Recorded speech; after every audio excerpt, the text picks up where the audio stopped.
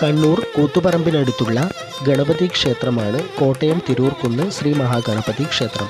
ഇത് പുറക്കളം ബസ് സ്റ്റോപ്പിനടുത്തു നിലകൊള്ളുന്നു. ചാലിയ സമുദായക്കാരാണ് ഈ ക്ഷേത്രത്തിൻ്റെ ഭാരവാഹികൾ.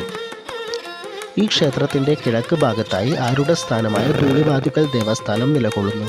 ഈ കഴിഞ്ഞ 2026 ജനുവരി 22, 23 തീയതികളിൽ ഇവിടെ തിറമഹോത്സവം കൊണ്ടാടുകയുണ്ടായി.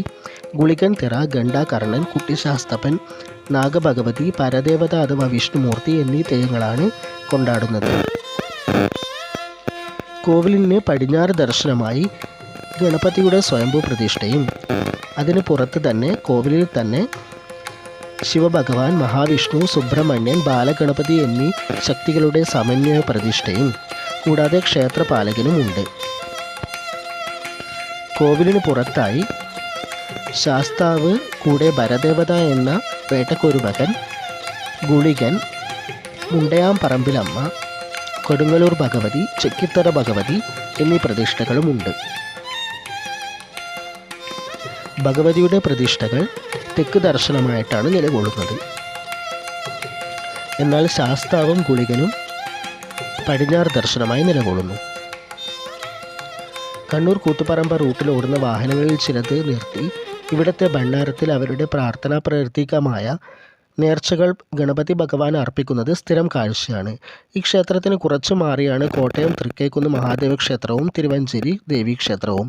ഉദ്ദിഷ്ട കാര്യത്തിന് ഗണപതി ഭഗവാന് മുൻകൂട്ടി ബുക്ക് ചെയ്ത് എല്ലാ ദിവസവും ദീപസ്തംഭം തെളിയിക്കാവുന്നതാണ്. രാവിലെ 5:30 വൈകുന്നേരം 6 ദീപസ്തംഭം വിനായകന് അർപ്പിക്കാവുന്നതാണ്. എല്ലാ മാസവും 4ാമത്തെ വെള്ളിയാഴ്ച വൈകുന്നേരം 6 മുതൽ 7:30 വരെ ഭഗവതി സേവയും ഉണ്ടാകുന്നതാണ്. ശാസ്താവിന് നീരാഞ്ജനം, വിനായകന് തേങ്ങമുട്ട് ഇവയൊക്കെ പ്രധാന വഴിപാടുകളാണ്. ശാസ്താവിന് നീരാഞ്ജനം ശനിദോഷം അകലാനും ഗണപതിക്ക് തേങ്ങമുട്ട് വിഘ്നങ്ങൾ അകലാനും ഭക്തർ സമർപ്പിക്കുന്നു. മറ്റു വഴിപാടാണ് ഗുളികന് പൂയ വയ്ക്കൽ.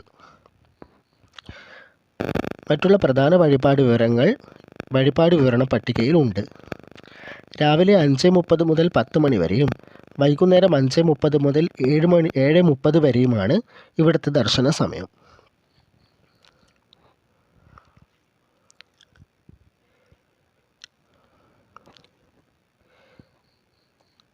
അപ്പോൾ ഇതേപോലുള്ള വീഡിയോയുമായി ഇനിയും കണ്ടുമുട്ടാം. Thank you for watching the video. Video ഇഷ്ടമായെങ്കിൽ ലൈക്ക് ആൻഡ് ഷെയർ ചെയ്യുക. അപ്പോൾ ഓക്കെ, ബൈ.